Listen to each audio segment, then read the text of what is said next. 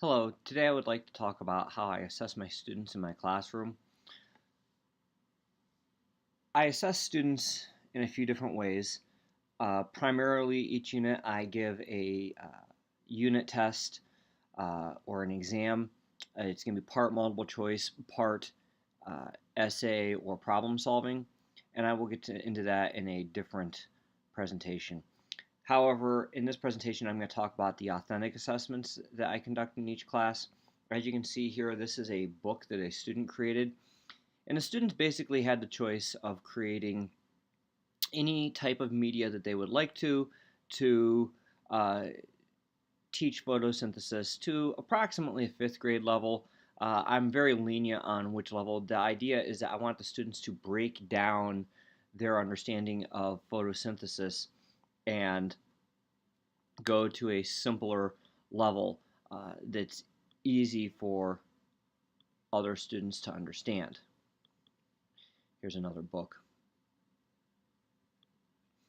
The idea behind this is that if they can explain it to a lower level, then that means that they have greater understanding.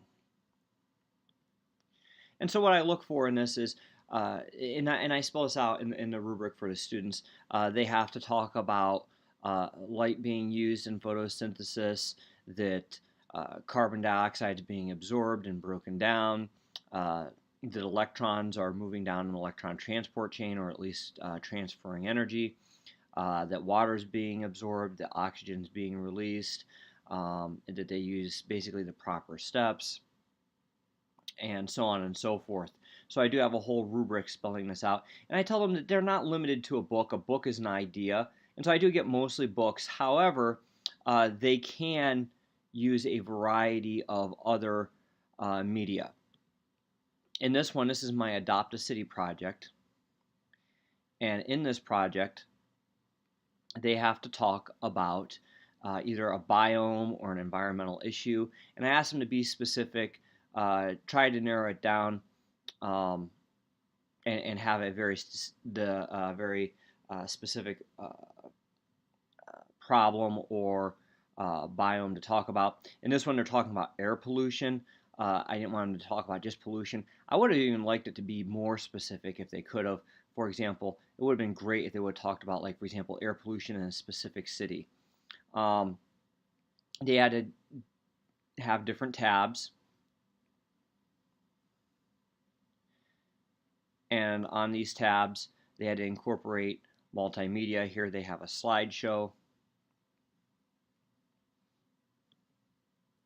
Down here they have some YouTube videos, different links to YouTube videos.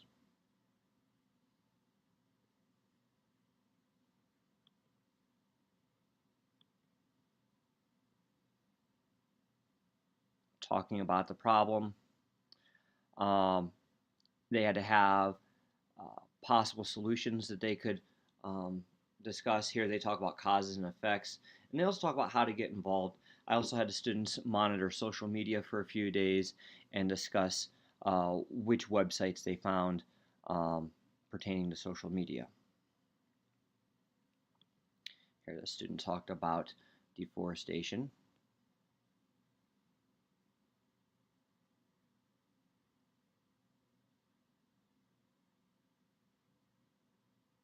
And they have a link there, why to protect the rainforest, how others are helping, what you can do to help. The whole point of this was get your community involved, get others involved, the online or local community. Um, Here they have different pictures and links. See what's happening in the rainforest today. So again, a nice slideshow presented. And they could use any media they wanted to. Website was, again, something I recommended but or suggested, but it wasn't the only option they had available to them. Another interesting thing that I have learned since joining the College Ready Ohio program is the ThingLink website. And so previously, for example, with the photosynthesis book, they made an actual book and turned it in. That was their only option. With the pollution one, it was a poster they turned in, and I'm getting a greater depth of knowledge and a greater connectedness to the community.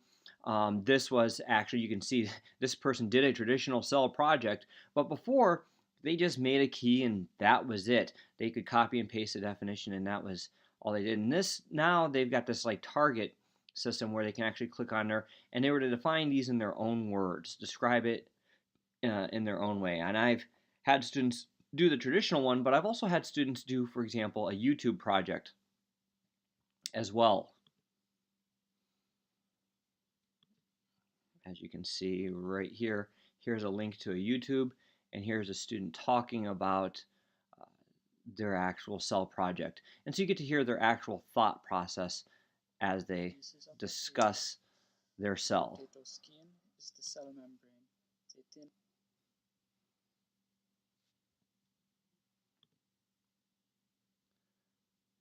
And I've even had students do this with a DNA model. Here are a couple of interesting DNA models. They also use the ThingLink, which is a nice way of like basically creating a key and seeing student understanding. They can actually post audio or also even like a video clip. So I've had a few students use this, but this is neat because again, this is just their basic model, but now they have targets on there talking about what the different parts are. And this is not the one I wanted you to see. The one I really like, this one is completely digital.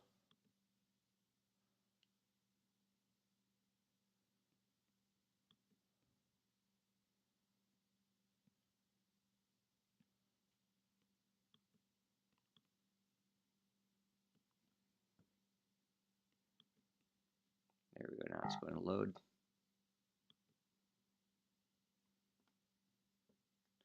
And so this student actually used 1, 2, 3D digital, and so now this is a completely digital version of a DNA model that he created all on his own using just technology. So in summary, I'm getting a deeper understanding of student learning, uh, easier workflow. It's much easier to get the material to me. Less excuses about why it's not done on time or not having materials. It's more cost effective for the student. Um, I get to see more of their thought process and less of just like the glitzy show. Like for example, before they could make a really nice looking DNA model and maybe not have as much understanding of it. So uh, that's where I've come with my assessments as far as authentic assessments in biology. There are numerous projects I have. This is just a small sampling of what I've learned how to create and learned how to have my students create for me using college